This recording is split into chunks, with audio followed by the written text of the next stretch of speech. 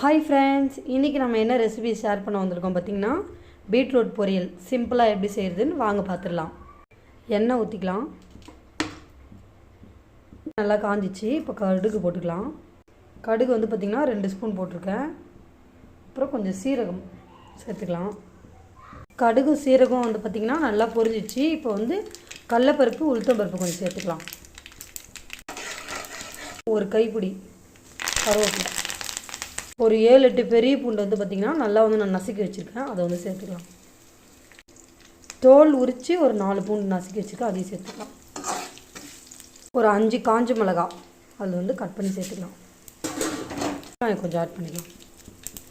இப்போ நம்ம பூண்டு, காஞ்ச மிளகா, கடுகு, உளுத்தம்பருப்பு, கருவேப்பிலை இதெல்லாம் சேர்ந்து வந்து பார்த்திங்கன்னா ஒரு ஃப்ளேவர் வரும்.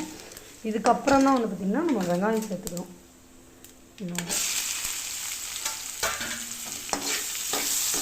வெங்காயம் வந்து பார்த்திங்கன்னா நல்லா வந்து ப்ரௌன் கலர் ஆகிற வரையும் நல்லா வதக்கணும். வெங்காயம் வந்து பார்த்திங்கன்னா நல்லா வதங்கிடுச்சு. இப்போ இந்த ஸ்டேஜில் வந்து பார்த்திங்கன்னா நம்ம பீட்ரூட் போடணும். பீட்ரூட் வந்து பார்த்திங்கன்னா 2 விதமாக கட் பண்ணிக்கலாம். ஒன்று வந்து க்யூபாக கட் பண்ணிக்கணும், இன்னொன்று வந்து சீவி வச்சுக்கலாம். நான் வந்து பார்த்திங்கன்னா சீவி இருக்கேன், அதை அப்படியே சேர்த்துக்கலாம். பீட்ரூட் வந்து நம்ம ஆட் பண்ணியாச்சு. இப்போ வந்து தேவையான அளவு உப்பு சேர்த்துக்கலாம். உப்பு போட்டு நல்லா வதக்கியாச்சு. இப்போ வந்து நம்ம கொஞ்சோன்னு வந்து தண்ணி ஆட் பண்ணிக்கலாம், கொஞ்சம் வேகிற அளவுக்கு. இப்போ வந்து நம்ம தண்ணி நல்லா சேர்த்தோம் பார்த்திங்களா, அந்த தண்ணி வந்து ஃபுல்லாக வந்து ட்ரை ஆகி வரணும். அந்த அளவுக்கு வந்து பார்த்திங்கன்னா நம்ம நல்லா வேக வைக்கணும். தண்ணிலாம் வந்து பார்த்திங்கன்னா ஃபுல்லாக வந்து ட்ரை ஆகிடுச்சு. இப்போ வந்து நம்ம வந்து அப்படியே ஒரு ரைஸ் கூடயோ இல்லை குழம்பு கூடயோ சேர்த்து நம்ம சாப்பிட்டோம்னா டேஸ்டியாக இருக்கும். உங்களுக்கு பிடிச்சிருந்தா நீங்களும் செஞ்சு பாருங்கள். பாய்.